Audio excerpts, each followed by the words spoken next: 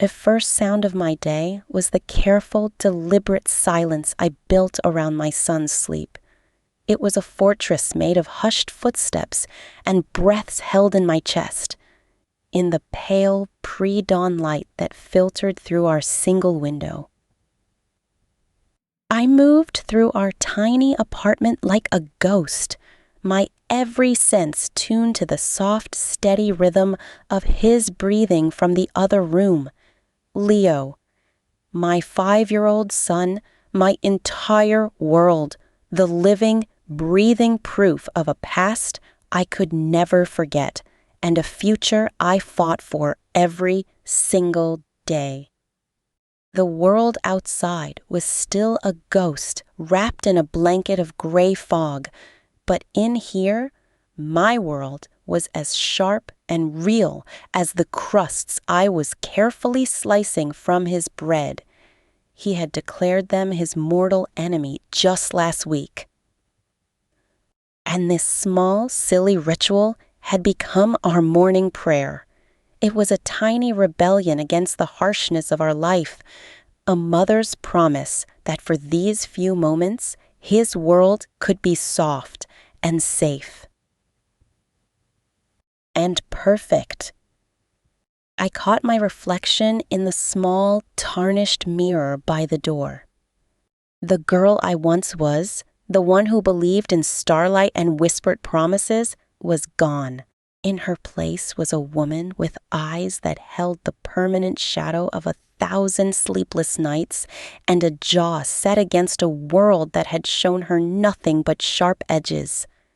The echo of my father's voice, cold and final, was a shard of ice in my heart. "You are unworthy, Ilara. You have shamed this family. Leave and do not return." I pushed the memory down, locking it away in the deepest part of me. For Leo, I had to be more than a disappointment. For him, I had to be unbreakable. The Havenwood Diner was my battlefield. The air was thick with the smell of stale coffee and frying grease, a symphony of clattering plates and murmured orders. I moved through it all with a painted-on smile, my uniform a shield against the pitying glances and hushed whispers. They all knew my story, or thought they did. The girl who had gotten herself into trouble. The cautionary tale. "More coffee, Mr. Henderson?" I asked, my voice bright and hollow. He grunted, without looking up from his paper. I left the pot, my mind already a frantic calculator. 50 cents here, $1 there. The numbers were a desperate drumbeat, the sound of our survival. And then a voice, slick with a confidence I could never afford. "Well, if it isn't Ilara, still slinging coffee, I see." It was Caleb. A ghost from a life I'd left behind, his smile a cruel mockery. A hot flush of shame crept up my neck. I forced my smile wider, my knuckles white around the coffee pot. "The special is pancakes," I said. My voice barely a whisper. He laughed, a harsh sound that drew eyes. I turned away, my mantra a silent scream in my mind. Be invisible. Just be invisible. Later, my boss, Frank, called me into the back office. The room smelled of old onions and desperation. "Ilara," he began, wiping his hands on his stained apron, "I've got a proposition, a big one." My stomach tightened. "A catering gig up at the Blackwood Estate. You know, the one on the edge of the dark woods?" The word sent a chill straight through my soul. The Blackwood Estate, the place everyone whispered about. The place that bordered the territories of the shifters. Beings of immense power and fear, men who were more than men. "They're hosting some kind of diplomatic gathering," Frank continued, his voice dropping. "Pays triple, cash. They need servers who can be discreet. People who know how to keep their heads down and their mouths shut." He looked at me, and in his eyes I saw the same judgment I saw everywhere. You're perfect for this. You're nobody. But then he named the number. It was a sum that stole the air from my lungs. It wasn't just money. It was a security deposit on a better apartment. It was new winter boots for Leo. It was a bus ticket to a place where no one knew our name. It was freedom, shimmering and beautiful and terrifying. I don't know, Frank, I stammered, my voice trembling. It's just one night, he pressed. In and out. These are high-born wolves, Zalara. They're civilized. A cold dread wrapped around my heart. I didn't know what scared me more, the thought of uncivilized wolves or the ones who knew how to pretend they were civilized. But then I thought of Leo's small, hopeful face. I thought of the cold draft that seeped through our window at night. A fear was a solid block of ice in my stomach, but the hope was a tiny, defiant flame. I took a breath that felt like shattering glass.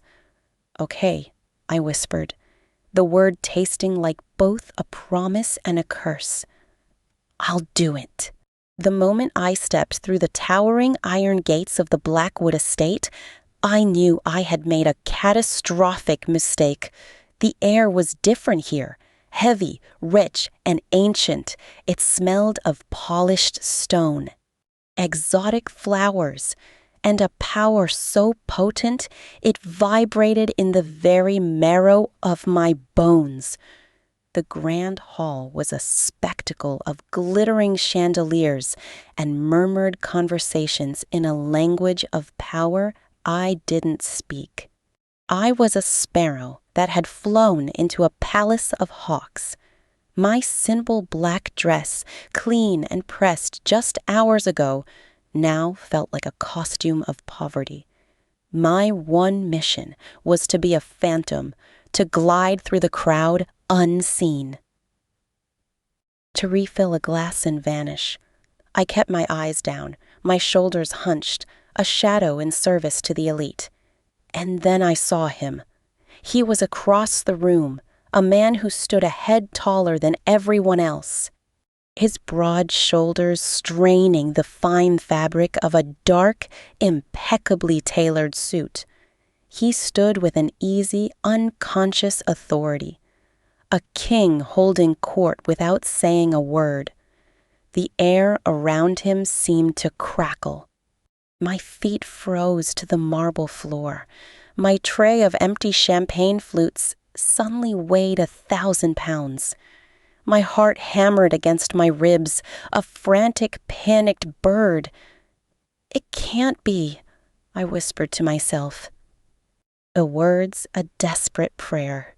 It was years ago, a dream, a mistake, but my body remembered what my mind refused to accept. The line of his jaw, the way he held his head, the dark intensity of his presence. It was all achingly, terrifyingly familiar. As if he could feel the weight of my stare, he turned. Just a fraction. Our eyes met across the crowded room. Time stopped. The world dissolved into a blur of light and sound. And all that existed was his gaze. For one agonizing heartbeat, his eyes swept over me with blank, cold indifference. Nothing. Not a flicker of recognition. The pain of it was so sharp, so swift, it felt like a physical wound. He had forgotten me completely. A hollow ache spread through my chest. The relief I should have felt was nowhere to be found. I had to get out, now. My body moved on pure instinct, turning to flee back to the safety of the kitchens. Back to the shadows where I belonged. I would forfeit the money. I would tell Frank I was sick. Nothing was worth this tearing, shattering feeling inside me. But it was too late. His head snapped back in my direction. his entire body going rigid. The casual disinterest in his eyes vanished, replaced by a raw, predatory intensity that pinned me to the spot. His nostrils flared slightly, and his eyes blazed with a shocking, violent fire. It was a look of disbelief, of confusion, of a primal recognition that his mind clearly fought against. He still didn't know who I was, but something in him, something deeper than memory, knew me, and it was furious. Without a word, he took a step toward me. The ghost had just become the prey. I ran. I didn't think, I just ran. My feet slipped on the polished floors as I pushed through a set of ornate doors, finding myself in a long, deserted corridor lined with portraits of severe-looking ancestors. Their painted eyes seemed to follow my frantic escape. I burst out into a moonlit garden, the cold night air a shock to my lungs. I pressed myself into a shadowy alcove, my body trembling uncontrollably. I could hear the frantic, desperate pounding of my own heart. What scared me more? That he had remembered me, or that he hadn't, and was still coming for me? A large shadow fell over me, blocking the moonlight. I looked up, and he was there. He hadn't run. He had simply arrived, a towering silhouette of controlled power. "Who are you?" His voice was a low growl. Not the gentle whisper from my memories, but something deeper, more dangerous, laced with the promise of a beast barely restrained. My voice was a trembling thread. "No one. I'm just a server. I made a mistake. I shouldn't be here." He took a step closer, and the space between us burned. "Don't lie to me," he snarled, his eyes glowing with an almost imperceptible golden light. "What magic is this? Why does your scent feel like a memory I can't grasp?" My thoughts spun into a frantic whirlwind. He knows. The wolf inside him knows. The realization didn't comfort me. It terrified me beyond reason. This wasn't the gentle young man from that lost summer. This was Kalen, the Alpha King, a predator, and he was looking at me as if I were a puzzle he was prepared to tear apart to solve. I had to protect Leo. That one thought was a lighthouse in the storm of my fear. He could never, ever know. "I don't know what you're talking about," I said, my voice shaking but firm. "Please let me go." In the stillness that followed, I tried to push past him, but he moved with impossible speed. His presence a cage. "I am the king," he said, his voice dropping to a dangerously quiet level that was more threatening than any shout. "And I do not make mistakes." His words were a sentence. My world tilted, and the ground felt like it was falling away from beneath my feet. I was trapped. He didn't touch me. He didn't have to. His sheer presence was an unbreakable chain. Under the weight of his stare, something inside me shifted from sheer terror to a cold, sharp clarity. I was a mouse caught in the gaze of a wolf, and every instinct screamed that flight was impossible. Fight was suicide. All that was left was a desperate, frozen stillness. His eyes, those burning golden pools, searched my face, scouring every feature as if trying to read a language he'd forgotten. "Your scent," he murmured, more to himself than to me.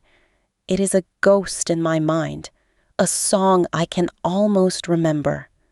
He took another step, closing the distance until I could feel the heat radiating from him, could smell the clean, wild scent of pine and winter air that was uniquely his. It was a scent that haunted my dreams, a scent my body remembered, even as my mind screamed at me to forget. "Tell me your name," he commanded, his voice a low thrum of power that vibrated in my bones. "Ilara," I whispered, the name feeling like a surrender. "Ilara," he repeated, and the way he said it, rolling the syllables on his tongue, was both a question and an accusation. It meant nothing to him. The fragile, foolish hope I hadn't even realized I was clinging to withered and died. Why does the beast inside me roar your name, Ilara? Why does it claw at my insides to claim what my mind says is a stranger? I shook my head, my throat too tight to form words. How could I answer that? How could I explain a connection that existed in his soul but had been stolen from his mind?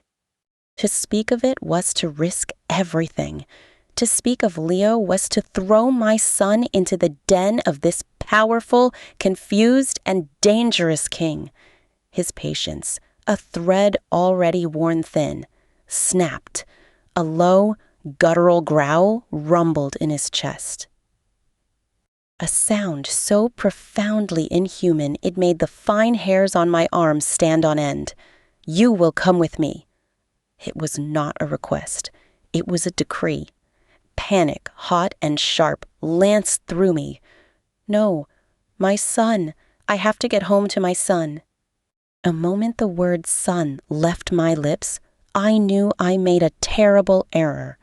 His entire body went still. The predatory intensity in his eyes sharpened, focusing on this new critical piece of information. A son? The words were a soft, dangerous whisper. "You have a child?" Terror sealed my throat. I had said too much. I had drawn a map straight to my greatest vulnerability. I could only stare at him, my eyes wide with dread. Something shifted in his expression. The raw confusion and fury were still there, but now they were joined by a dawning, horrifying suspicion. He looked at me, truly looked at me, his gaze dropping to my face, my hair, the shape of my eyes, as if seeing me for the first time. The ghost of a memory, a wisp of a feeling, seemed to flicker behind his eyes.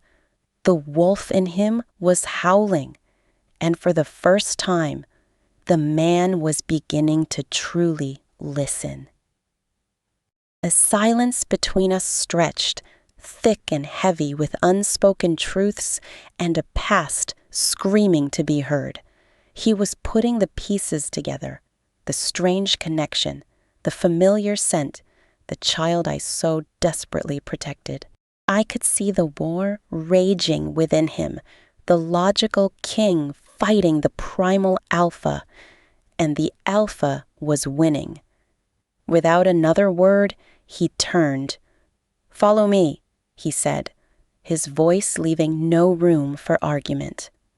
He didn't wait to see if I obeyed. He simply knew I would. What choice did I have?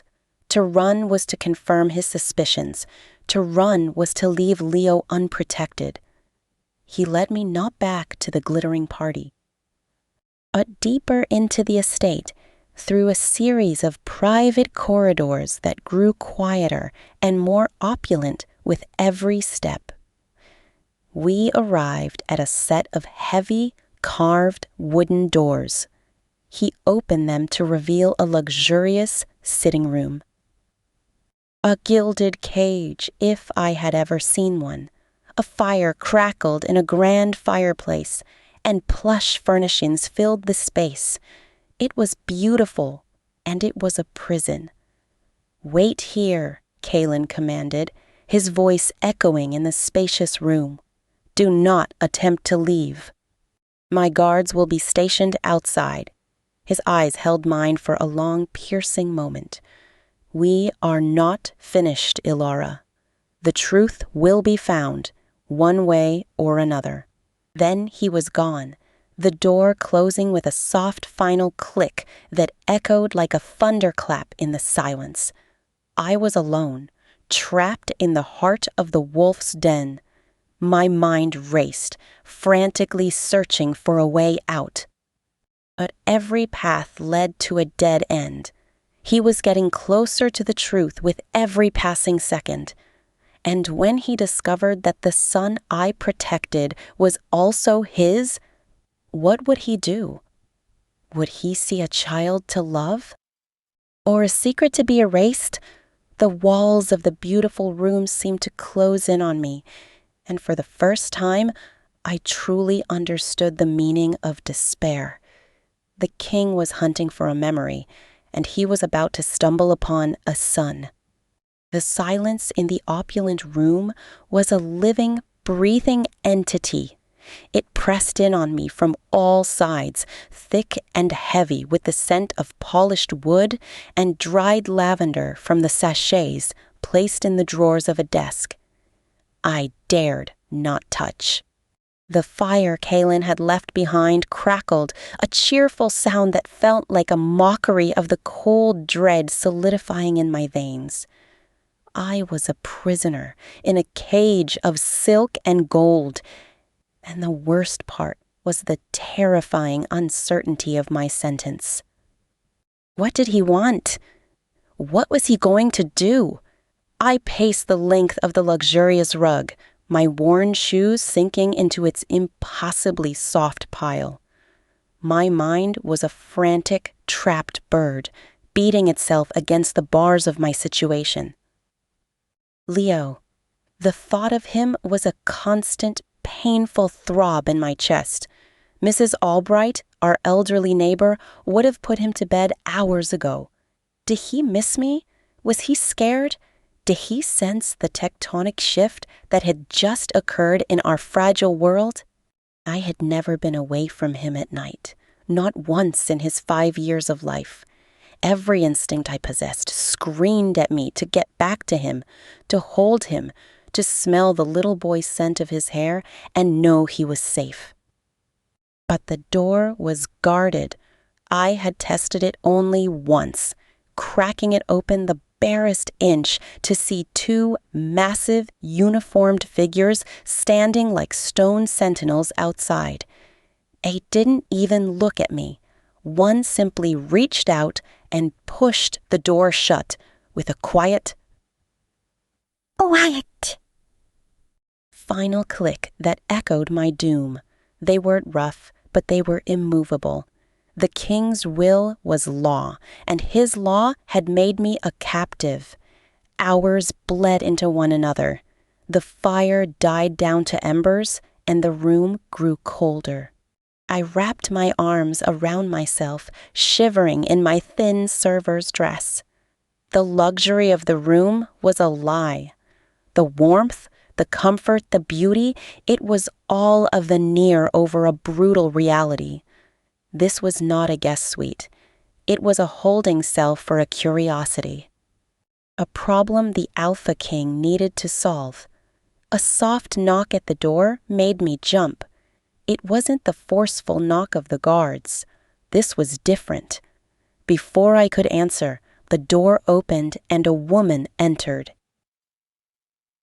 She was older, her silver hair pulled back into a severe bun, her dress a somber, elegant gray. Her face was a mask of polite neutrality, but her eyes, sharp and assessing, missed nothing. They swept over me. From my disheveled hair to my cheap shoes, and I felt like a specimen under a glass. "The king has requested you be made comfortable," she said, her voice as crisp and cool as the mountain air. She placed a tray on a small table near the fire. It held a steaming bowl of soup, a thick slice of bread, and a goblet of water. The aroma of the food, rich and savory, made my stomach clench with a hunger I had been too panicked to feel. "You will eat. You will rest. The king will summon you when he is ready." "Please," I said, my voice hoarse from disuse and unshed tears. My son, he's only 5. He'll be frightened. I need to get back to him. Her expression did not change. The child is of no concern to His Majesty at this time. Your focus should be on providing the answers he requires. She turned to leave, her mission of false comfort complete. He is my only concern. The words burst from me, fueled by a surge of maternal fury. You can't keep me here. You have no right. She paused at the door, looking back at me with a flicker of something that might have been pity, but felt more like disdain. Rights are granted by the king, girl. You have none here. Eat, you will need your strength. And with that, she was gone, the doors sealing me in once more. I stared at the tray of food. It was a test. Accepting it felt like accepting my captivity, like being a good, docile prisoner. But my body betrayed me. The gnawing hunger in my stomach was a primal demand. I needed to be strong. For Leo, I had to be strong. I forced myself to eat, the food tasting like ash in my mouth. But the warmth spread through my cold limbs, granting me a small, bitter comfort. As night deepened, I finally succumbed to exhaustion, curling up on the plush sofa, too afraid to occupy the grand, canopied bed. I drifted into a fitful sleep, haunted by dreams of golden eyes and a little boy's voice calling for me in a dark forest. I was jolted awake by the sound of voices outside my door. They were low, hushed, but in the dead silence of the night, they carried with chilling clarity. A complication he does not need. A man's voice, older and laced with authority, was saying. It was not Kalen's. The Silver Moon delegation arrives in a week. This distraction could ruin everything. The king is not easily swayed. Another voice, this one belonging to the severe woman, replied. His interest in her is unsettling. It goes beyond mere curiosity. The beast in him is agitated, the man hissed. It recognizes something. We cannot allow a memory to jeopardize a kingdom. She is a human, a nobody. Her presence here is a stain. She must be removed before her taint sets in. My blood ran cold. Taint removed. The words were not just insults. They were threats. They weren't just talking about sending me away. They were talking about erasing me. This wasn't just about Kalen's curiosity. I had stumbled into a viper's nest of court politics, and I was the mouse they had decided to crush. Patience, my lord, the woman soothed. The king's focus is a fierce but fleeting thing. He will grow frustrated with her silence. And when he does, we will be ready to deal with the situation. Permanently. Their footsteps faded away, leaving me in a silence more terrifying than before. I sat up, my heart hammering against my ribs, my entire body trembling. I had been naive. I thought my only enemy was Kalen's forgotten memory, but I was wrong. I had enemies in the shadows, powerful enemies who saw me as a threat to their plans and were willing to eliminate me to protect them. My fear for myself was now a cold, sharp knife in my gut, but it was nothing compared to the icy terror that gripped me when I thought of Leo. As they saw me as a taint, what would they think of my son? A living proof of a past they so clearly wanted buried, I was no longer just a captive. I was a target, and my son was in more danger than I had ever imagined. The summons came with the dawn. The same severe woman, who I now knew was named Matron Valeria, entered without ceremony. "The king will see you now," she announced, her tone implying I should be grateful for the privilege. She had brought a simple dark dress. "Change into this. You cannot stand before the Alpha King in that." She gestured dismissively at my diner uniform. The new dress was plain, but made of a soft, fine wool that felt alien against my skin. It was another form of control. Another reminder that I was being remade to fit their narrative. Matron Valeria led me through a labyrinth of corridors, each more grand and intimidating than the last. Tapestries depicting great battles and legendary wolves lined the stone walls. Their woven eyes seeming to follow my progress. The air grew colder, the silence deeper, until we stopped before a set of enormous iron-studded doors. She opened them and gestured for me to enter. "Do not speak unless spoken to, and do not lie. The king always knows." The room beyond was a study, but it felt more like a throne room. A massive desk carved from a single dark tree trunk dominated the space, its surface bare except for a single folded parchment. Bookshelves stretched to the vaulted ceiling, filled with leather-bound volumes. And there, standing before a towering window that looked out over the jagged, snow-capped mountains, was Kalen. He had changed out of his formal suit and wore simpler, dark trousers and a tunic that did nothing to diminish his imposing presence. He was staring out at the vista, his hands clasped behind his back, a king surveying his domain. He didn't turn as I entered, letting the silence stretch, letting my anxiety coil tight in my stomach. Finally, he spoke, his voice a low rumble that filled the vast room. "Alara." He turned slowly, and his gaze was like a physical weight. The golden fire from the garden was banked now, replaced by a cold, analytical intensity. He was every inch the ruler, the predator assessing his prey. "You will tell me about the night we met." It was a direct assault, bypassing all pretense. My mouth went dry. "I told you. You're mistaken."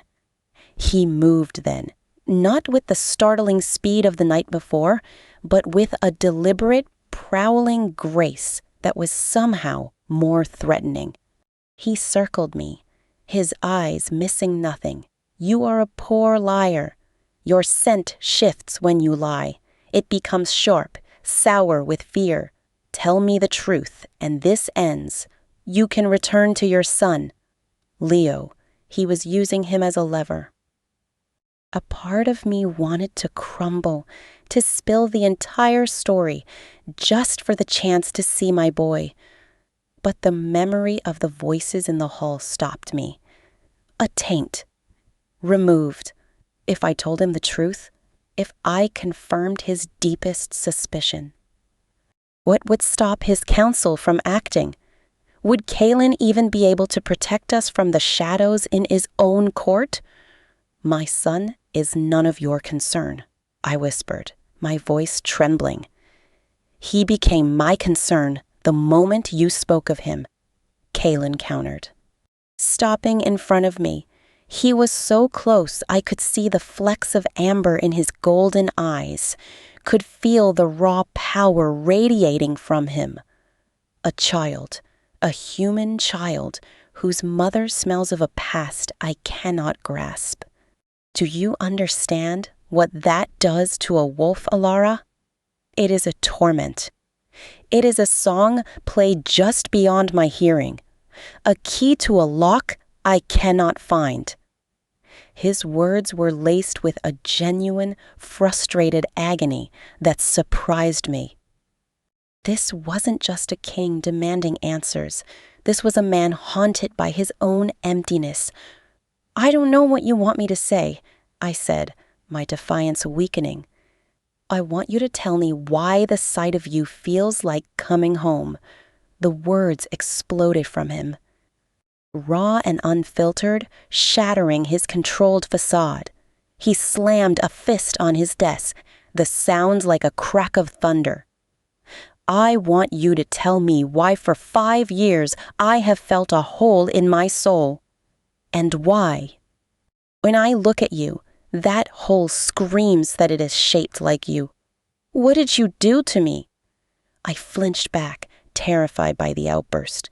The beast was close to the surface, its frustration mirroring his own. "I did nothing to you. You left. You vanished from my life without a word, and I was left alone to pick up the pieces." The confession was torn from me, a wound ripped open. He stilled, his breath coming in harsh pants. "When?" he demanded. His voice a guttural growl. "When did I vanish?" Tears welled in my eyes, blurring his furious face. "The summer of the red stars. 5 years ago. You told me your name was Kale. You never told me you were a king." I hugged myself. A memory of physical pain. "We met in the meadows at the edge of the woods near my town. You were different, kind. You laughed." A strange, pained expression crossed his face. He looked back at the window, towards the very woods I had just described. "The summer of the red stars," he repeated softly. "There was a meteor shower. The council said I was away, on a diplomatic tour of the northern borders." He turned back to me, his eyes wide with a dawning, horrifying realization. "They told me I was injured, a skirmish, a blow to the head that stole a few days of memory." He took a step towards me, his voice dropping to a whisper. "They lied." In that single, shared look, the ground between us shifted. He was no longer just my captor. He was a victim, just like me. We had both been wronged by the same hidden hands. The wall of my resistance crumbled. Not to surrender, but to a fragile, terrifying alliance. The enemy of my enemy was standing right in front of me. "Kalen," I said, his full name feeling strange on my tongue. What did they do to us?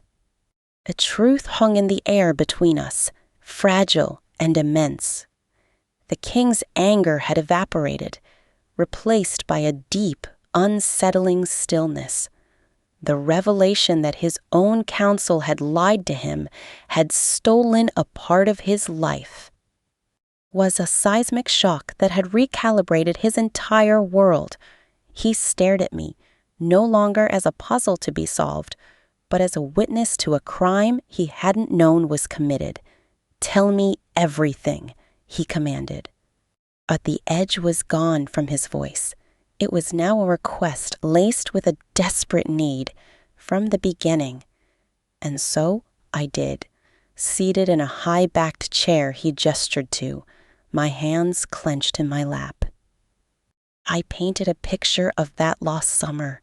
I spoke of the sun-drenched meadows filled with wildflowers, the very scent that now tormented him. I told him of the boy I knew as Kale, who was quiet and carried a sadness in his eyes that intrigued me. He wasn't a king then. He was an escape, a secret.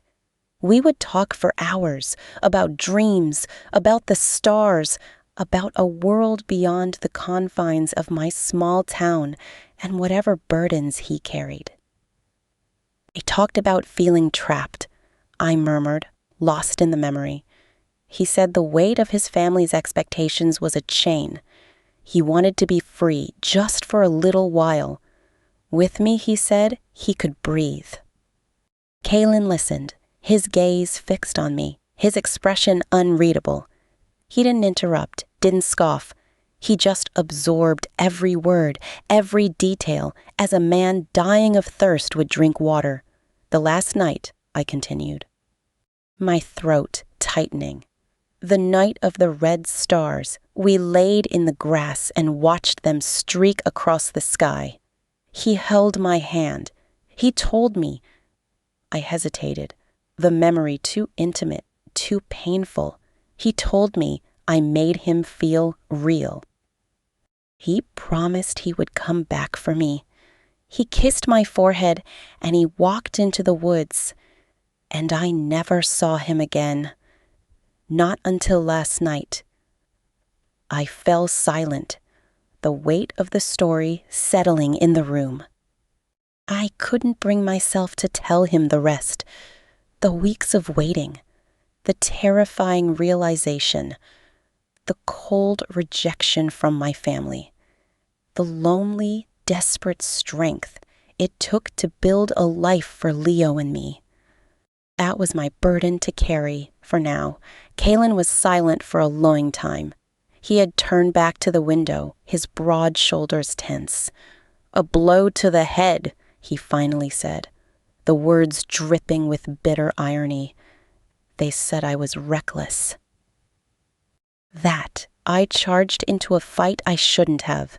They said the memory loss was a blessing, that the days I forgot were filled with pain and failure. He turned, and the look in his eyes was one of pure, undiluted fury. They didn't just steal my memory. They stole my choice. They stole you. The word you hung in the air, charged with a meaning I was afraid to examine. He wasn't just talking about a random girl. He was talking about a connection, a potential future that had been ruthlessly severed. My son, I whispered, the words a desperate plea. He looks like you. He has your eyes. Kalen flinched as if struck. He closed his eyes, and a muscle ticked in his jaw. The reality of a child, his child, was a truth he was still struggling to fit into the fractured puzzle of his past. What is his name? Leo, I said. A fragile warmth blooming in my chest at the sound of his name. Leo, he repeated softly, testing the name. When he opened his eyes, the gold in them was softer, tempered by a wonder that made my breath catch. For a fleeting moment, I didn't see the Alpha King. I saw the boy from the meadow. I need to see him, panic flared anew. No, Kalen, please, you have to understand. Your council, the people who did this to you, they were outside my room last night. They called me a taint. They said I needed to be removed. If they see him, if they know what he is, they'll see him as a threat. They'll hurt him to get to you, to get to me. You have to let us go. Please. I was on my feet now, my hands clasped in front of me, all pride forgotten. I was just a mother begging for her child's life. He looked at me, and the conflict in his eyes was a storm. The king knew the political ramifications. A danger his conniving counsel posed. But the man, the wolf, was staring at the woman who held a piece of his soul and the son he never knew he had. I am the king, he said, his voice low and resonant with a power that was both terrifying and reassuring. No one will harm him. No one will harm you. Not while you are under my protection. Your protection? I cried, a hysterical laugh bubbling in my throat. I am a prisoner. You are a witness, he corrected, his gaze unwavering. And you are the key. You and the boy are the only proof I have of their treachery. If I let you go, you vanish into the human world, and their lie becomes the truth forever. You stay, both of you, here, where I can protect you. It was not the freedom I begged for. It was a different kind of cage, but one with a purpose. He was asking me to trust him, to stand with him against the shadows in his court. He was asking me to fight. Before I could respond, a sharp knock echoed through the room. The door opened and Matron Valeria entered, her face a mask of composed urgency. "My king, forgive the interruption. Lord Theron is here. He insists it is a matter of grave importance regarding the Silver Moon delegation." Kaelin's expression hardened, the brief vulnerability vanishing behind the mask of the ruler. Lord Theron, one of the voices from the hall. The enemy was at the gate. "See that Alara is returned to her chambers," Kaelin commanded, his voice cold and authoritative once more. "Double the guard. No one enters or leaves without my direct order." His eyes met mine for a final, searing moment.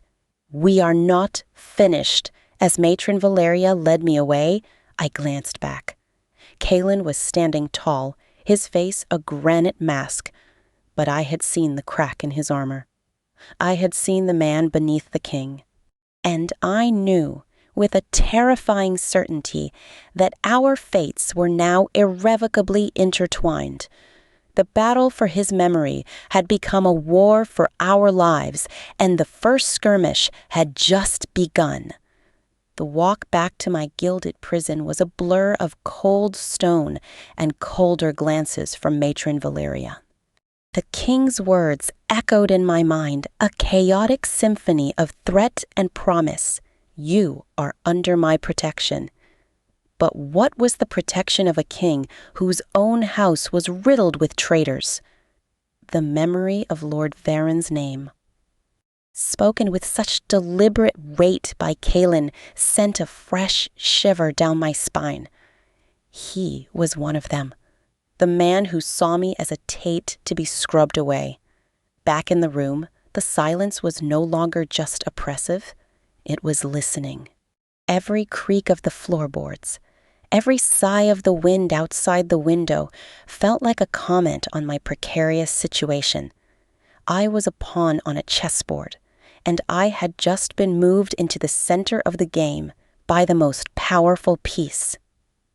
But that also made me the primary target. My thoughts were a frantic whirlwind, but they always returned to Leo. Where was he? Was he still with Mrs. Albright? Was he crying? The not knowing was a physical ache, a constant grinding fear in the center of my chest. I had to get a message to him, to let him know I was alive, that I was fighting to get back to him. But how?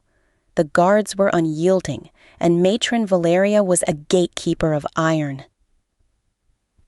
Hours bled away. A different attendant, a young girl with wide, fearful eyes, brought me lunch. She scurried in and out so quickly she barely seemed to touch the ground, refusing to meet my gaze. I tried to speak to her, to ask her name, to plead for any scrap of information about the outside world, but she fled as if I were a ghost that could curse her. The isolation was a subtle form of torture. It gave me nothing to do but think, to imagine every terrible scenario that could be befalling my son, to replay every word Kaelin had said, searching for hidden meanings and false promises. The fragile trust I had begun to feel in his study was crumbling under the weight of my fear and this endless, lonely waiting. As dusk began to paint the sky in shades of violet and orange, the key turned in the lock once more. My heart leapt into my throat, a frantic, hopeful thought of Kaelin returning. But it was Matron Valeria again. Her expression, if possible, even more pinched than before. "You are to come with me," she said, her tone brooking no argument. "Why? Where is the king?" I asked, my voice trembling despite my attempt to sound brave. "His Majesty is occupied with matters of state," she replied coolly. Your presence is required elsewhere." A cold dread, entirely different from what I felt around Kaelin, washed over me. This wasn't his summons. This was theirs. The voices from the hall were making their move. I thought of refusing, of digging my heels into this luxurious rug and screaming until Kaelin's guards came running. But would they help me? Or were they loyal to the shadowy figures pulling the strings? With no good options, I followed her, my legs feeling like water. We did not go to the king's study. Instead, we descended a narrow, spiraling staircase I hadn't seen before. The air growing colder and damper with each step. We were going down into the bowels of the citadel. The opulent halls were replaced by rough-hewn stone walls, slick with moisture. The only light came from flickering torches held in iron sconces. She led me to a heavy, oaken door and opened it, gesturing for me to enter. The room within was a small, windowless chamber, sparsely furnished, with a simple table and 2 chairs.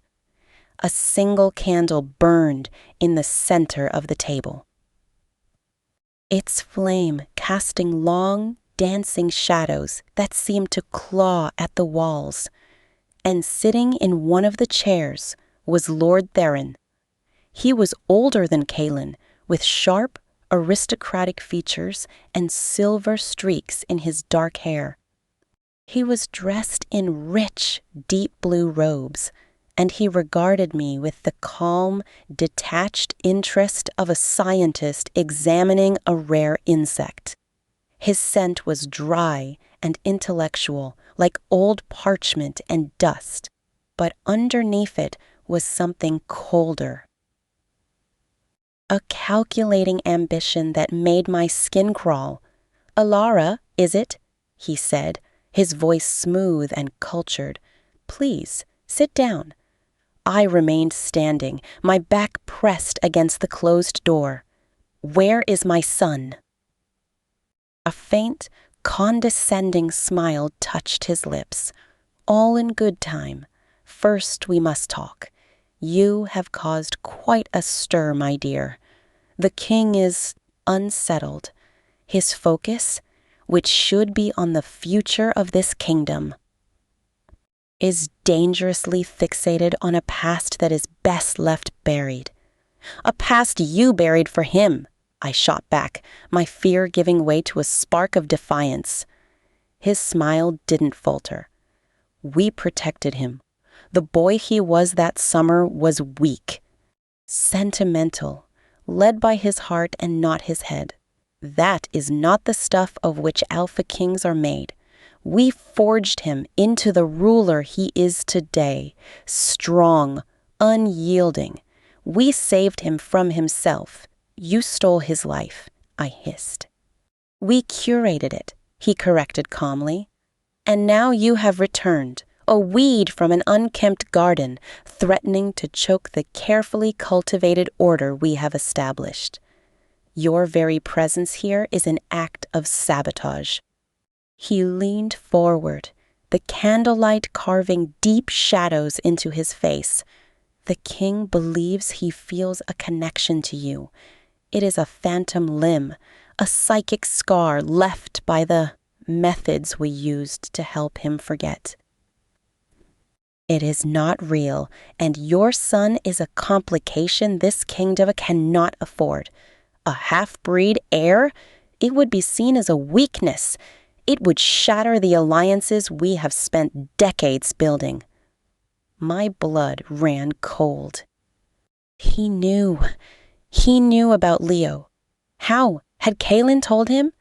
No, that was impossible. Which meant his spies were everywhere. His network of control far more extensive than I had feared. "What do you want from me?" I whispered. The fight draining out of me. "Simplicity itself," Lord Theron said, steepling his fingers. "You will tell the king that you were mistaken, that the man you knew was someone else, a traveler who merely resembled him. You will recant your story. You will confess to being confused, overwhelmed by the grandeur of the citadel. You will beg his forgiveness for wasting his time, and you will leave this mountain forever with your child and never speak of this again. And if I refuse?" The polite mask slipped for just a second, revealing the cold steel beneath. "Then the tragic fragility of human life will be made abundantly clear. A fall from a high balcony, a sudden, inexplicable illness. Accidents happen even under the king's protection. And the boy would be so much better off in our care, away from the influence of a mother who tells such dangerous lies. We would raise him to be a loyal servant to the crown, knowing his proper humble place." The threat was delivered with such calm, chilling precision that I felt the room tilt. He wasn't just threatening to kill me, he was threatening to steal my son. To erase me from Leo's memory entirely, to turn him into a stranger who served the very men who destroyed his family. I was trapped. If I told the truth, I endangered Leo. If I lied, I betrayed the fragile understanding I had with Kaylin and lost our only chance at uncovering the truth. Condemning us to a life on the run, forever looking over our shoulders, Lord Theron had presented me with two paths, and both of them led into darkness. He rose from this chair, his message delivered. Think on it. "Elara, you have until tomorrow morning. Choose wisely, for your son's sake." He walked past me and opened the door, pausing to give me one last, pitying look. The weight of a kingdom is a heavy thing. It is a shame a mere woman must be crushed beneath it. He left, and Matron Valeria was there to escort me back to my room. The climb up the stairs felt like a march to the gallows. The gilded cage no longer felt like a prison. It felt like a holding cell before an execution. I had been given a choice, but it was no choice at all. It was a checkmate in a game I never knew I was playing. And as the door locked behind me once more, I sank to the floor, the first hot, desperate tears finally breaking free. Because I knew, with a certainty that shattered my soul, that no matter what I chose, I was going to lose. The tears did not last long. They were burned away by a rising tide of pure, undiluted rage. It was a fire in my veins, hotter and cleaner than the fear that had been freezing me from the inside out. How dare they? How dare these cold, calculating men play with our lives as if we were pieces on a board? They had stolen Kaylin's past, they threatened my future, and they held my son's very soul in their grasping, mercenary hands. I would not be crushed. I would not be a shameful secret swept under the rug. Leo was not a complication. He was a little boy, and he was mine.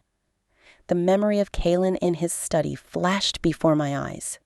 Not the furious king, but the haunted man realizing he had been betrayed. He was a victim in this too. Lord Theron was right about one thing. The king's focus was on me, but it wasn't a weakness. It was the key. It was the one thing they feared. They were moving against me because I was a threat to their control. I had power here, a power I hadn't realized I possessed. I had the truth. A plan, desperate and half-formed, began to take shape in my mind. It was a gamble that risked everything, but doing nothing was a guarantee of loss. I could not recant my story. I had to make Kaylin see, truly see, the viper's nest he was ruling over. I had to make him believe not just in a stolen summer, but in a stolen sun. When the young, fearful attendant brought my evening meal, I was waiting for her. I stood between her and the door. "Please," I said, my voice low and urgent, "I need you to listen to me." She tried to duck around me, her eyes wide with panic. "I can't, miss. I'm not supposed to speak to you." "I know you're afraid. So am I." I kept my voice soft, trying to project a calm I didn't feel. "But my little boy is out there, and he's all alone. He's 5 years old. His name is Leo. He's probably very scared, and he doesn't understand why his mother hasn't come home." I saw a flicker of something in her eyes, not just fear, but a spark of empathy. She was young, perhaps not much older than I had been when I had Leo. "I just need you to get a message to the king. Just one message. You don't even have to speak. Just give him this." I had spent the last hour tearing a narrow strip of fabric from the hem of my underskirt. Using a sliver of charcoal I'd managed to scrape from the cold fireplace. I had written 2 words on it. It was a risk, a monumental one, but it was all I had.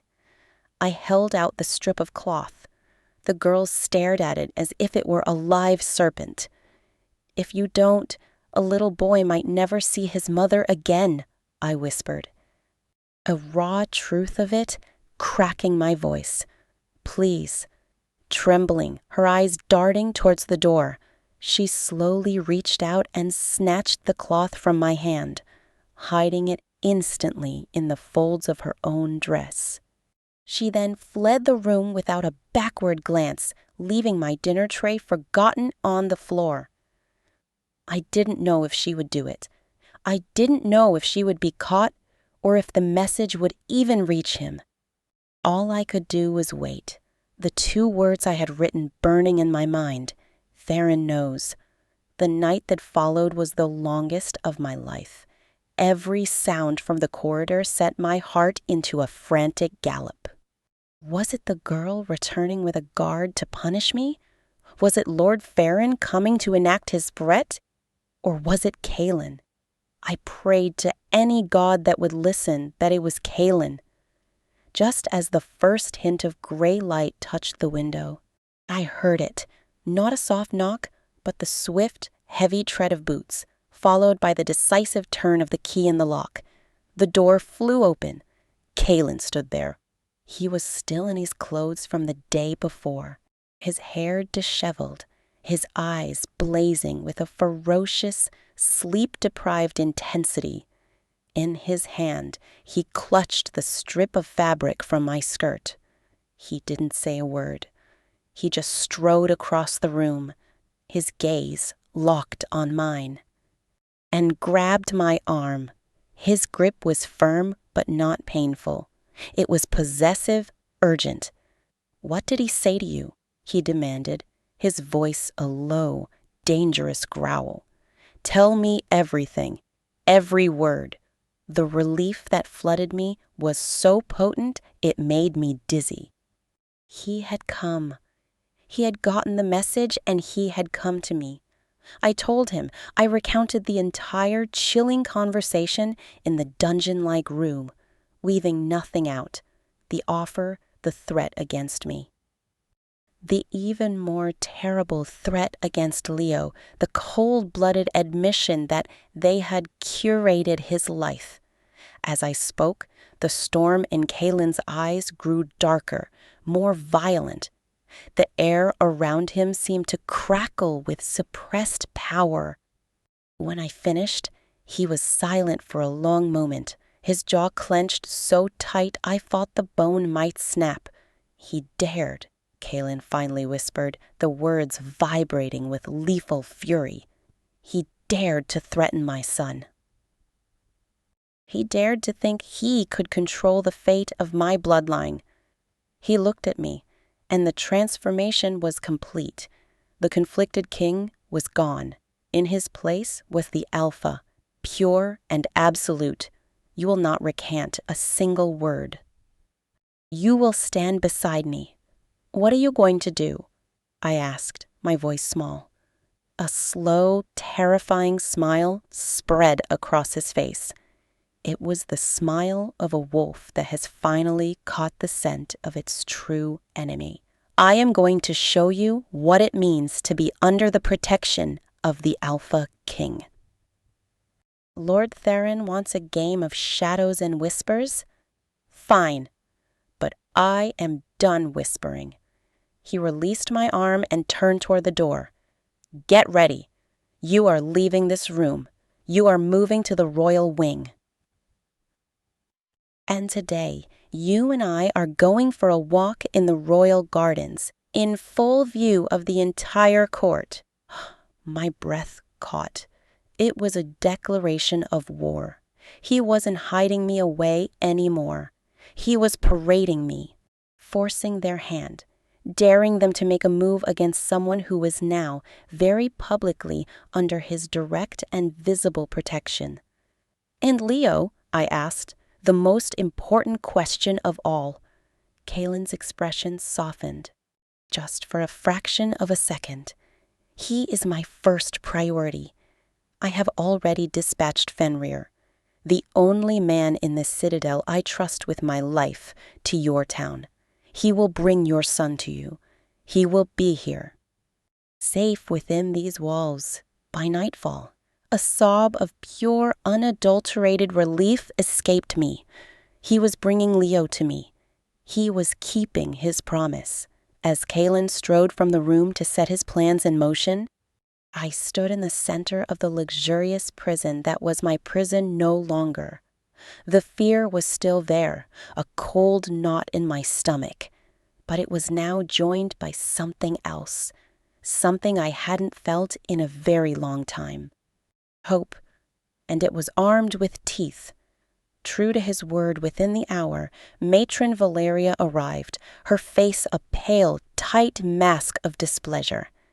She did not speak a word as she supervised the moving of my meager possessions, which consisted of little more than the dress I had arrived in, to a new set of chambers.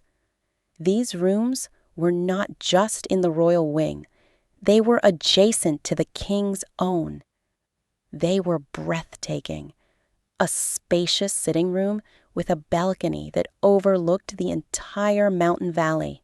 A bedroom with a bed large enough for 5 people, and a connected nursery, furnished with a small, beautifully carved bed and toys that looked both new and ancient.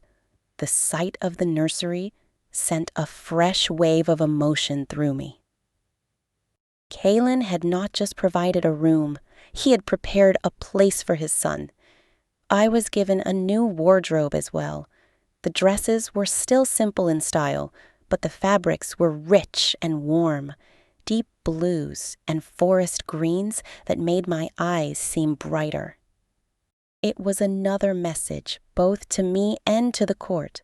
I was no longer a servant to be ignored. I was a lady under the king's favor. As I was fastening the last button on a deep emerald gown, a firm knock echoed through the sitting room. My heart leapt, but it was Kalen who entered. He had cleaned up, his intensity honed to a razor's edge. He looked every inch the warrior king. "Are you ready?" he asked, his gaze sweeping over me, a flicker of approval in his eyes. "For what exactly?" I replied, my voice steadier than I felt. "To show the vultures that their prey is now under the lion's paw," he said, offering me his arm. I hesitated for only a second before placing my hand on his forearm. The muscle beneath the fine fabric of his tunic was hard as rock. This was it, the point of no return. Stepping out of this room on his arm was a declaration. There would be no more hiding, no more denials. The moment we stepped into the corridor, I felt the eyes. Servants stopped their work to stare, their expressions a mixture of shock and curiosity. Courtiers, dressed in silks and furs, whispered behind their hands as we passed. Their eyes wide. The air was thick with speculation and a sudden, palpable tension. Kalen ignored them all, his head held high, his pace steady and deliberate. He was a force of nature, and I was caught in his wake. We descended to the main level and walked out into the vast royal gardens. The sun was bright, glittering off the frost-kissed hedges and frozen fountains. It was a stunning, brutal landscape, and we were the center of it. Kalen led me along a gravel path, making a slow, circuitous route that ensured we were seen from every balcony and window. "They are watching," he murmured, his voice low enough for only me to hear. "Every one of them." Theron's allies are calculating their next move. The undecided are reassessing their loyalties. This is how the game is played in the light. "It feels like we're targets in a shooting range," I whispered back. My smile, for the benefit of any onlookers feeling brittle. "Let them shoot," he said, a feral edge to his voice. "They will find my hide is considerably thicker than theirs." He stopped by a stone bench, turning to face me, effectively blocking me from the view of most of the citadel, creating a moment of false privacy. His back was to the court, and his eyes were only on me. "Fenrir has sent a hawk. He has your son. They are on their way. He is safe." The world tilted and tears of sheer, overwhelming relief pricked my eyes. I swayed on my feet, and Kalen's hand shot out to steady me, his grip firm on my elbow. To anyone watching, it would look like an intimate gesture, a king doting on his new favorite. "Thank you," I breathed, the words utterly inadequate. "Thank you, Kalen." His gaze softened. "He is my blood. I would tear this mountain apart, stone by stone for him." He paused, his eyes searching mine. "And for you. You showed courage, Ilara. More courage than most of the wolves in my court. You stood against Theron. And you trusted me?" In that moment, surrounded by enemies and trapped in a gilded world of deadly politics, I felt a connection to him that was as real and solid as the ground beneath our feet. It was more than the ghost of a summer romance. It was a bond forged in shared danger and a common cause. The boy from the meadow was in there, but the man he had become was someone I could truly rely on. Our moment was shattered by the approach of another. Lord Theron himself, his face a masterpiece of composed civility, walked towards us along the path. "Your Majesty," he said, bowing his head slightly, "a pleasant morning for a stroll." His eyes flicked to me, and though his smile remained, his gaze was as cold as the mountain peaks. "My lady, I trust you are finding your new accommodations more to your liking." "They are adequate, thank you, Lord Theron," I said, my voice surprisingly calm. "I am glad to hear it," he replied, his tone implying the exact opposite. He turned his attention back to Kalen. "Your Majesty, if I might have a word regarding the Silver Moon preparations." "The delegation will be most interested in the stability of the crown." It was a direct, veiled threat. "Call off your human pet, or the alliance fails." Kalen didn't even blink. "The crown has never been more stable." "Theron, my focus is exactly where it needs to be." He placed his hand over mine, where it still rested on his arm. A blatant, public display of possession. "We are done here." He didn't wait for a reply.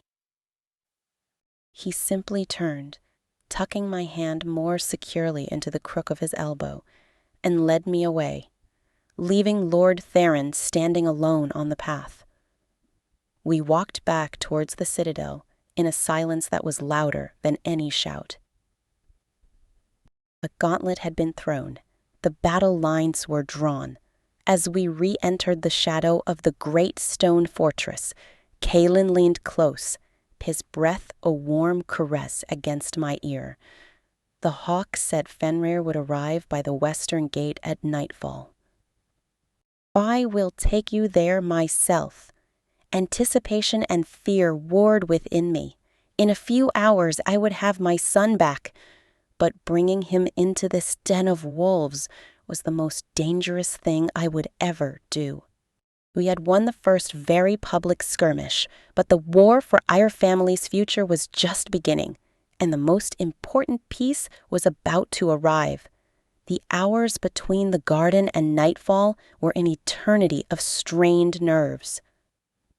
I was installed in my lavish new chambers, but they felt no more like a home than the previous room. They were a stage, a strategic position in the king's game. Every rustle of the heavy drapes, every crackle from the hearth, made me jump. I paced from the sitting room to the nursery and back, my fingers tracing the carved animals on the small bed, my heart aching with a need so profound it was a physical pain. Kaelin had left me with a promise and a guard. A stern-faced wolf named Rylan, who stood watch outside my door with an air of unshakable loyalty. He was one of Fenrir's. Kaelin had assured me. I had to trust that. I had to trust him.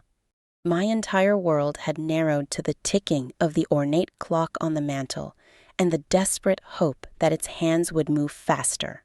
When the knock finally came, a single firm rap, I nearly screamed. The door opened, and Kaelin stood there, his cloak damp with evening dew. He didn't need to speak. The look in his eyes, a mixture of grim determination and something softer, something anticipatory, was all the answer I needed. "Now," he said. I flew to his side, not waiting for a further invitation. We moved through the citadel's corridors, not with the regal pace of the garden walk, but with a swift, purposeful stride. We descended through lesser-used passages, away from the prying eyes of the court, down to the bustling, torch-lit undercroft of the fortress. The air smelled of horses, hay, and cold stone. This was the realm of soldiers and stable hands, a world away from the perfumed politics above. And then I saw him. Standing by a heavy, reinforced gate was Fenrir, his scarred face illuminated by a flickering torch. And tucked against his side, small and wrapped in a travel-stained cloak, was Leo. A sob tore from my throat. "Leo!" His head whipped around. "Mommy!" He broke away from Fenrir and ran, his little legs pumping. His face, a beacon of pure, unadulterated joy. I dropped to my knees, my arms flung wide, and he crashed into me, his small body a solid, wonderful weight against my chest. I buried my face in his hair, inhaling the familiar sense of home and little boy in the cold night air, and I wept. I wept for the fear, for the loneliness, for the sheer, overwhelming relief of holding my heart in my arms again. "I knew you'd come, Mommy," he whispered, his voice muffled against my neck. "The big man said you were with the king. Are you a princess now?"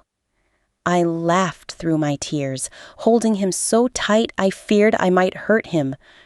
"No." "My love, I'm just your mommy. I'm so sorry I was gone. I'm so, so sorry. I looked up, my vision blurred, to see Kaelin and Fenrir watching us. Fenrir's usual grim expression had softened into something akin to warmth. But Kaelin was staring at Leo with an expression of such raw, unguarded wonder that it stole my breath. He was seeing him properly for the first time, not as an abstract concept, but as a living being. Breathing child. His son. I gently loosened my grip and turned Leo in my arms. Leo, sweetheart, there's someone I'd like you to meet.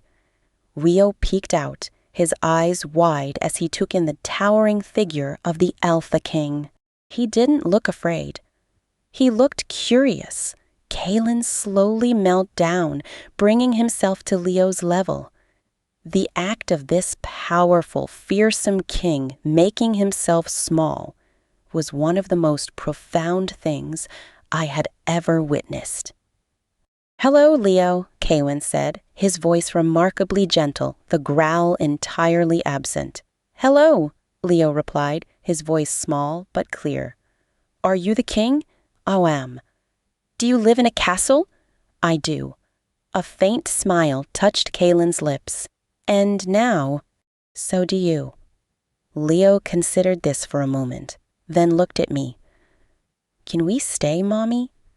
It's bigger than Mrs. Albright's."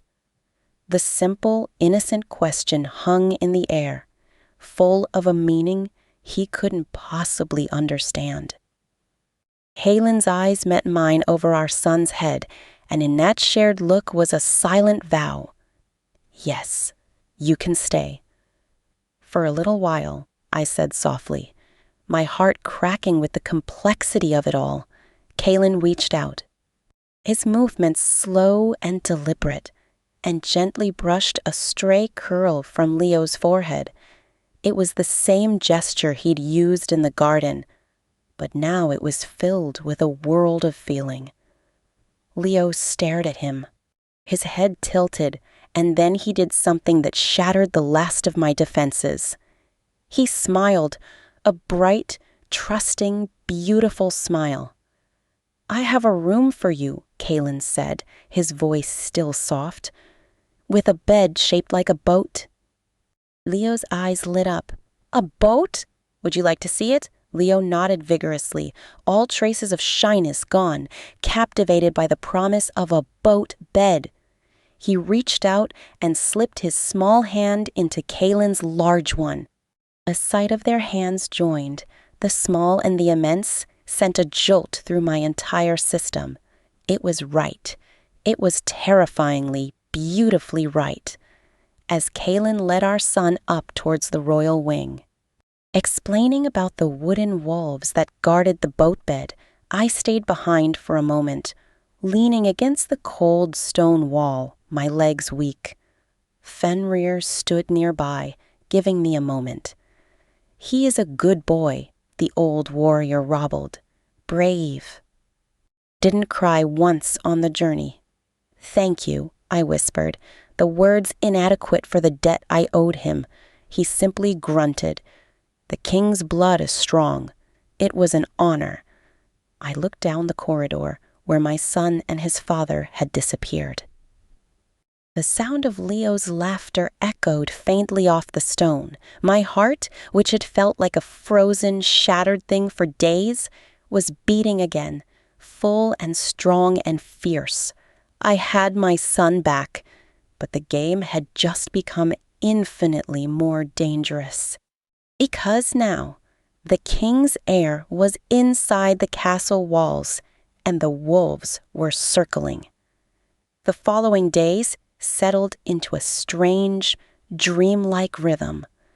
A new, fragile routine was established within the protective walls of the royal wing. Leo was enthralled by his new world. The boat bed was a colossal success, and his days were filled with explorations of the sprawling suite under Ryland's watchful eye and quiet lessons with an elderly. kind-faced tutor that Kaelin had personally selected, I watched, my heart in my throat, as he began to blossom in this environment of safety and abundance, a stark contrast to the constant anxiety of our life in Havenwood. Kaelin was a constant, if often harried presence. He spent his days embroiled in council meetings and preparations for the Silver Moon delegation, but he always made time. He would join us for the evening meal, listening with a quiet intensity as Leo chattered about his day, about the wooden sword Rylan was helping him carve, about the stories the tutor told. Kaelin didn't speak much during these times, but he watched. He watched Leo with a focus that was both hungry and reverent, as if committing every gesture, every expression to a memory he was desperately trying to rebuild. One evening, after Leo had been put to bed, I found Kaelin standing in the doorway of the nursery, just watching our son sleep. "He has your smile," I said softly, coming to stand beside him. He didn't look at me, his gaze fixed on Leo's peaceful face. "He has your courage and your heart." He was silent for a long moment. "I missed 5 years, 5 years of his life. I will never get that back." The pain in his voice was a living thing. "You're here now," I said. "That's what matters." "Is it?" He finally turned to me, his eyes shadowed in the dim light. "I am bringing him into a den of vipers. Farron is biding his time, but he is not idle. The Silver Moon Alpha, Lycaon, is not a man to be trifled with. He expects a betrothal to his daughter. When he learns of you, of Leo, it will be seen as the gravest of insults." "What will you do?" I asked, the familiar fear coiling in my stomach. "What I must," he said, his voice regaining its steely edge. "I am the Alpha King. My word is law, and my first law is the protection of my own." He turned fully to face me. The space between us suddenly charged. "Elara, what they did, it was more than just hiding a summer romance. They severed a bond, a true mate bond. It is not just a feeling. It is a tether between two souls. They knew. They knew what you were to me, and they poisoned me to break it." The word mate hung in the air, shimmering with a power and finality that left me breathless. It explained the depth of the connection, the way his wolf had recognized me even when his mind did not. It wasn't just a memory. It was a fundamental part of his being, calling out to its other half. "Can it be fixed?" I whispered. "It was never broken," he said, his gaze intense, only suppressed. "Every moment I am near you, it grows stronger. The wolf in me knows its truth, even if the man is still piecing the story together." He reached out, his fingers gently brushing a strand of hair from my cheek. The touch was electric, a jolt of pure, undiluted connection that sang in my veins. "Do you feel it?" I could only nod, my throat too tight for words. I did feel it. A pull, a rightness, a sense of home I had only ever felt with Leo. It was terrifying and magnificent all at once. "I will not lose you again," he vowed, his voice low and fierce.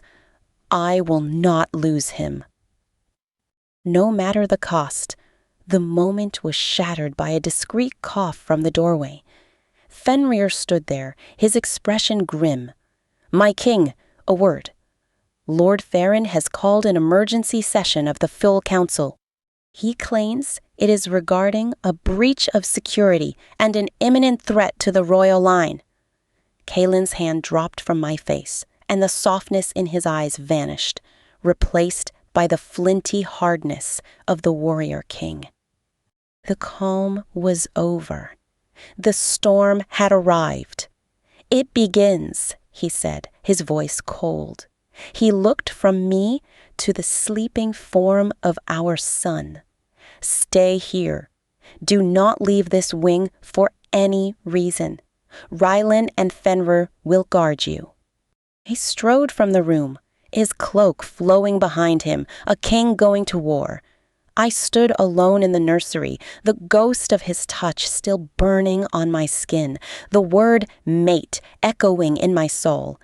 The fragile peace we had built was an illusion. Baron was making his move, and he was attacking not with swords but with words and laws. He was going to try and use the council to legally tear us apart. And as I listened to Kaelin's retreating footsteps, I knew with a chilling certainty that the battle for the throne and for our family was about to be fought in that council chamber. And we weren't even in the room. Alone in the sitting room, the silence was a screaming thing. I could feel the tension radiating through the very stone of the citadel. Somewhere below, Kaelin was facing his council, a room full of powerful, ambitious walls, many of whom saw me as a disease and my son as a contagion. Lord Farron was a master manipulator. What breach of security had he concocted? What threat did we pose? I paced, my arms wrapped tightly around myself. Every instinct screamed at me to be in that room. To stand beside Kaelin, to face our accusers. But I was a human, a woman, and I had no place in a shifter council. My only weapons were the truth and the king's favor, and I was terrified they would not be enough. After what felt like an eternity, I heard the main door to the suite open. My heart leapt, expecting Kaelin, but it was Matron Valeria who entered, her face as impassive as ever, but her eyes held a strange, unsettling gleam. "The king requests your presence in the council antechamber," she announced. Dread, cold and sharp, pierced through me. Why the antechamber? Why not here? Why? "I do not question the king's commands," she said smoothly. "I merely relay them. Come, something felt wrong. The air around her felt wrong." I glanced at Rylan, who stood guard by the nursery door. His face was stony, but he gave a slight, almost imperceptible nod. He would stay with Leo. With no choice, I followed Matron Valeria out of the royal wing and down to a lower level. She did not lead me to the main council chamber doors, but to a small, windowless room adjacent to it. It was a waiting room, sparsely furnished, with a single door that I knew connected directly to the council chamber itself. "Wait here," she said, and before I could respond, she closed the door. I heard the distinct, chilling sound of a key turning in the lock. I was trapped again. Panic began to rise, a hot tide in my chest. This wasn't Kaelin's doing. This was a trap. I pressed my ear against the heavy wood of the door connecting to the council chamber. At first, there was only a muffled rumble of voices, but then one voice rose above the others, clear and sharp and venomous. "Lord Theron cannot ignore the evidence," he was saying. "That human was seen consorting with a known traitor from the southern pass. A man with ties to the rogue packs that raid our borders. This is not a simple matter of a forgotten dalliance, my liege. This is a calculated infiltration." My blood ran cold. He was using the same lie he had offered me in the dungeon, but now he was presenting it to the entire council as fact. Kaelin's voice cut through, cold and hard as diamond. You present hearsay and forged ledgers as evidence, Theron? You insult this council's intelligence. The insult is to the crown itself, another voice, one I didn't recognize, chimed in. And now you have brought her child, a half-breed, into the very heart of our power. How do we know this is not part of their plan? To weaken the royal bloodline? To plant a puppet on the Sunstone throne? The accusations flew, each one more outrageous and damning than the last. They were painting me as a spy and my son as a weapon. They were questioning his very bloodline, his right to exist. I slumped against the door, my legs giving way, hot tears of fury and helplessness streaming down my face. I was listening to them orchestrate our destruction. And I was powerless to stop it. Then I heard Kaelin's voice again, but this time it was different. It was not the voice of a king arguing with his subjects. It was the voice of an alpha, a sound of pure, primordial power that vibrated through the door and into my bones. Enough! The chamber fell into a dead, stunned silence. You speak of bloodlines?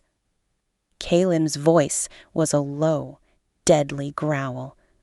You speak of threats to the throne? Look at me. I am your king. The power in my veins is the power of my father and his father before him. It is absolute. And I tell you now, the boy, Leo, is my son. His blood is my blood. His right to the throne is by my word and by his birth. To deny him is to deny me. He paused, and I could feel the tension radiating from the other side of the door. And the woman, Ilera, is not a spy. She is not a dalliance. She is my fated mate. The bond you tried to poison and bury? The bond that, despite your treachery, has called me back to her. You did not just steal a summer from me, Theron. You tried to steal my soul. A collective gasp rippled through the chamber. The revelation of a true mate bond was a seismic event. It was sacred.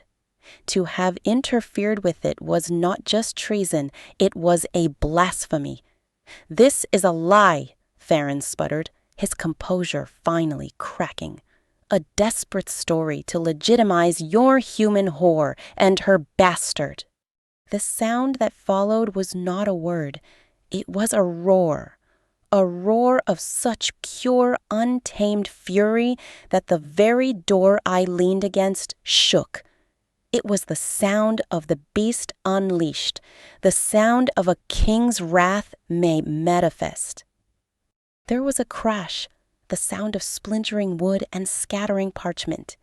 Shouts of alarm filled the chamber. Guards! Kaelin's voice boomed, echoing with the echo of the roar. Seize Lord Theron for high treason and for crimes against the crown and the sacred mate bond. Chaos erupted. I could hear scuffling, shouts, the ring of steel. I scrambled away from the door, my heart hammering against my ribs. He had done it. Kaelin had thrown down the gauntlet completely. He had declared war in front of the entire council. Suddenly, the key turned in the lock of the door behind me. I spun around, expecting Matron Valeria. But it was Fenrir who stood there, his sword drawn, his face a mask of battle-ready fury. "Come," he grunted. "The king commands it." He didn't wait for my response. He grabbed my arm and pulled me through the door, not back the way I came, but directly into the council chamber itself. The scene that met my eyes was one of barely controlled pandemonium. Council members were on their feet, some shouting, others cowering. The great table was cracked in two, and in the center of it all stood Kalen, his eyes blazing with golden fire, his power a physical force that pressed down on the room. 2 royal guards had a struggling, furious Lord Farron in their grip. Every eye turned to me as I entered. I felt their stares like physical blows, shock, hatred, curiosity, fear. Kalen extended his hand to me, his gaze locking with mine across the chaotic room. "Come," he said, his voice resonating with authority. "Let them see the woman they sought to destroy.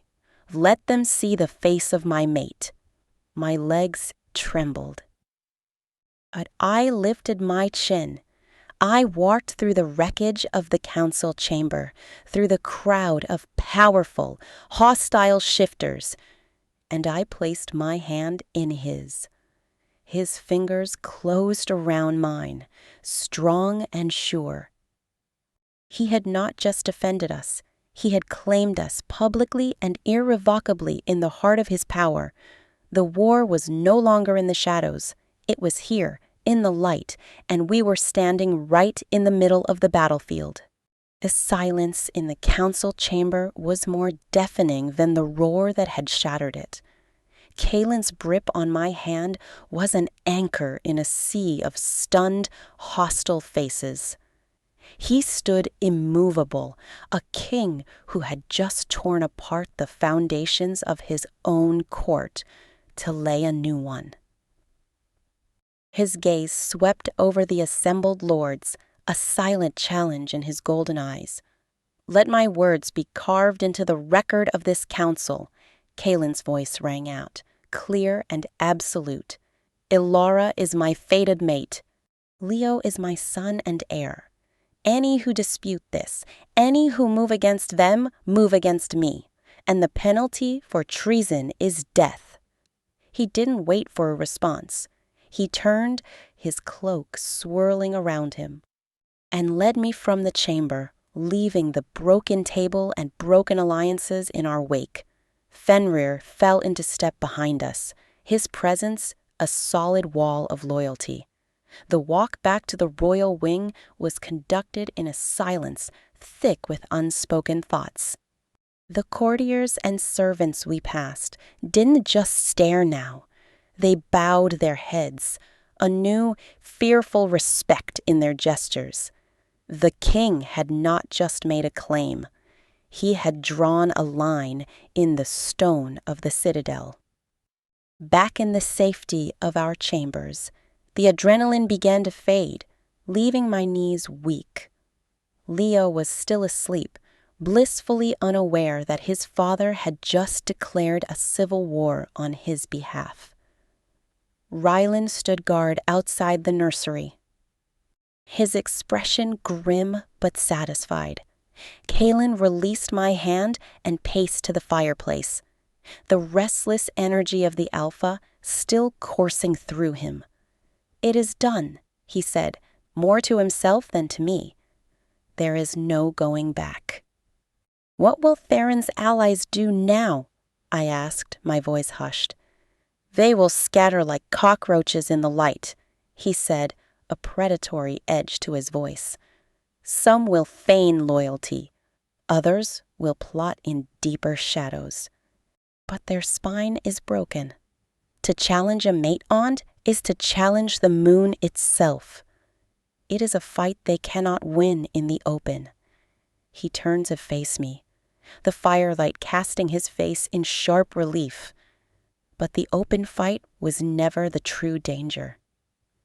"The Silver Moon delegation arrives tomorrow.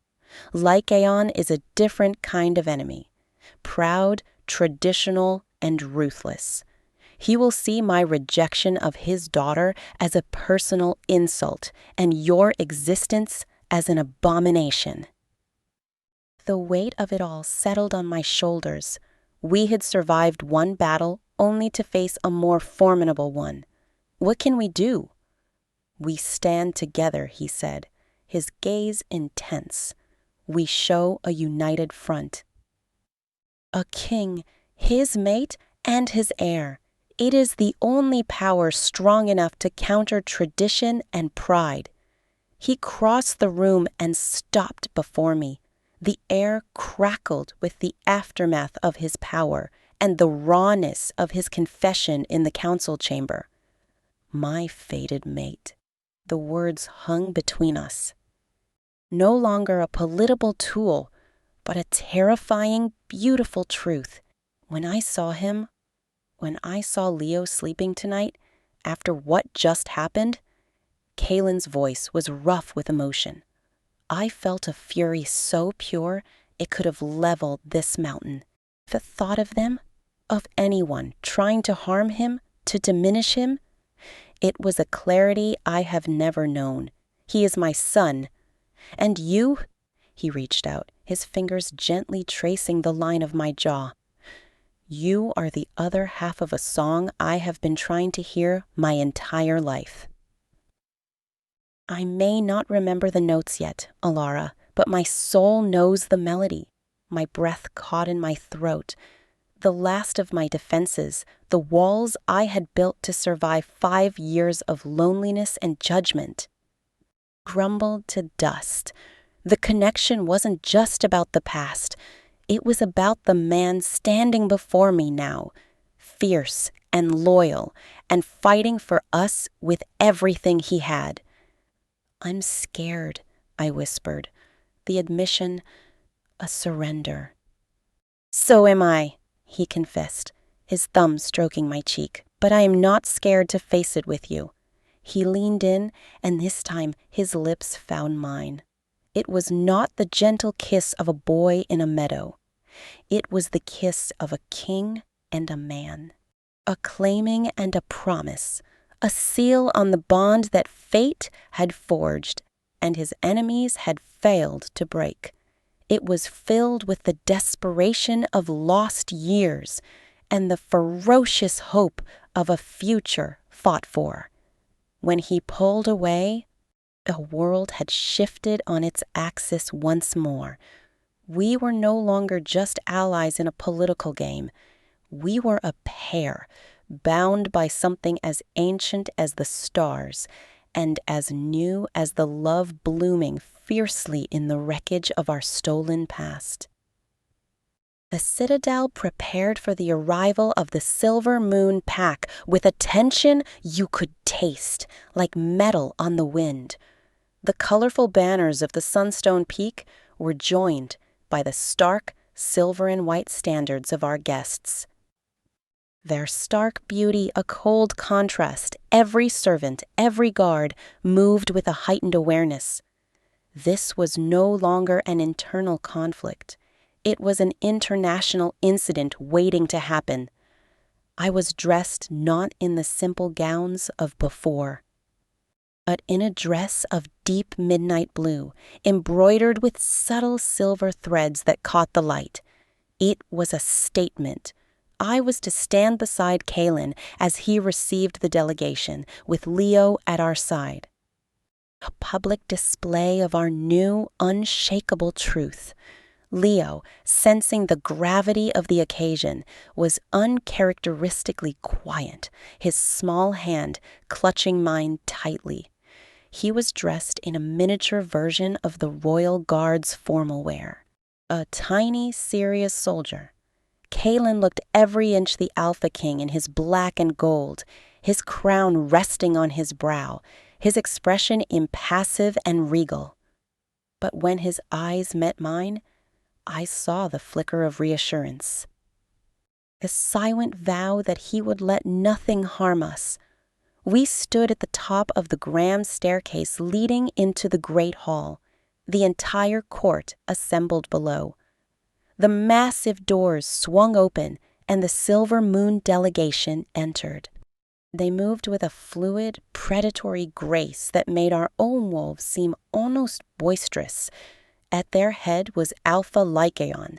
He was tall and lean, with hair the color of polished silver and eyes like chips of glacial ice. His beauty was severe, cold, and utterly intimidating. Beside him walked a young woman, undoubtedly his daughter, Seraphina. She was stunning, with hair like moonlight and a face of delicate, cold perfection. Her eyes, the same icy blue as her father's, swept over the assembled court and landed squarely on Kaelin, and then on me, and the child at my side. Her expression did not change, but the air around her seemed to grow colder. The formal greetings were a razor-sharp dance of courtesy and hidden blades. Lycon's voice was as smooth and cold as a frozen lake. King Kaelin, the Sunstone Citadel is as impressive as the stories say. His gaze slid to me. And this is... Kaelin's hand settled possessively on the small of my back. Alpha Lycan, may I present Ilara, my fated mate, and our son Leo, heir to the Sunstone throne. The silence that fell was absolute. You could have heard a snowflake land. Lycan's icy composure cracked for a single infinitesimal second, his eyes flashing with a fury so cold it burned. Seraphina's perfect mask remained, but her knuckles, where she held her skirts, were white. "I see," Lycaon said, the words dripping with frost. The stories that reached us were fragmented. It seems much has changed since our last negotiations. The truth has a way of reviewing itself, Kaelin replied, his tone neutral, but his stance unyielding. The rest of the evening was a masterpiece of excruciating tension. The feast was a silent, strained affair. I could feel the weight of hundreds of eyes upon us. Judging, speculating, hating. Leo, bless him, behaved impeccably, but I could feel his small body trembling beside me. He leaned over and whispered, "Mommy, that lady is scary. Her eyes are like the ice in the trough." "I know, darling," I whispered back, my heart aching for him. "Just be brave." During a lull, as minstrels played a soft melody, Seraphina herself approached our table. She moved like a ghost, her silver gown whispering against the stone floor. "King Kaelin," she said, her voice a melodious chime that held no warmth, "your son is charming." Her eyes, however, were on me. A human mate. How unusual. And so brave of you to bring him into our world. It must be so confusing for him. Her words were polite, but every one was a carefully aimed dart, laced with condescension and a subtle threat. She was not just insulting me. She was questioning Leo's place. His safety, his very right to exist in this dangerous world. Before I could form a response, Kaelin did. His voice was quiet, but it carried the weight of the mountain. "My son's place is at my side. Lady Seraphina, as is his mother's, he is of the royal blood, and he will learn to rule it. There is no confusion in that, only fact." Seraphina's smile was a brittle thing. "Of course, facts are so important." She gave a slight, mocking curtsy and glided away, leaving a trail of cold disdain in her wake. I looked at Kaelin, my fear a living thing in my chest. He met my gaze, and the message in his eyes was clear. The first skirmish with the silver moon had just been fought. We had held our ground, but the war was far from over. Lycaon and his daughter were not like Theron. They were not shadows in the dark. They were an oncoming glacier, cold, patient, and utterly relentless, and we were standing directly in their path. The confrontation with Seraphina left me shaken. Her cold, precise malice was somehow more frightening than Lord Theron's heated ambition. It was calculated, patient, and utterly devoid of mercy. That night, sleep was impossible. The edge of her icy eyes, the subtle threat in her words towards Leo played over and over in my mind.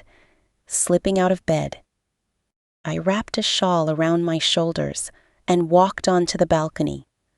The moon was a sharp silver sickle in the sky, bathing the mountains in a ghostly light.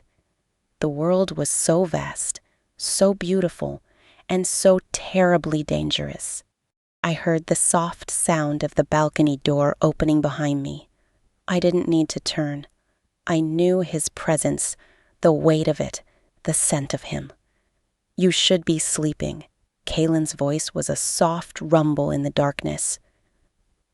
"I can't," I whispered. She looked at Leo like he was a stain. How do we protect him from that? He came to stand beside me, his warmth a comfort against the chill. We make him strong. We teach him his worth. And we stand as an unbreakable wall between him and the world. He was silent for a moment, staring out at the moon. Lycaon requested a private hunt with me tomorrow, just the two of us, to discuss the future without the distractions of court. A cold dread, colder than the night air, wrapped around my heart. "It's a trap." "It is a test," he corrected.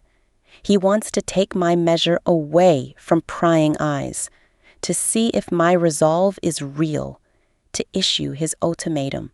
"What will you do?" "I will listen, and I will make my position unequivocally clear." He turned to me, his face etched with a grim determination. "But I need you to promise me something, Alara. Anything. If anything happens to me." He paused, the words difficult. "Fenrir has his orders. He will get you and Leo out of the citadel to a place of safety.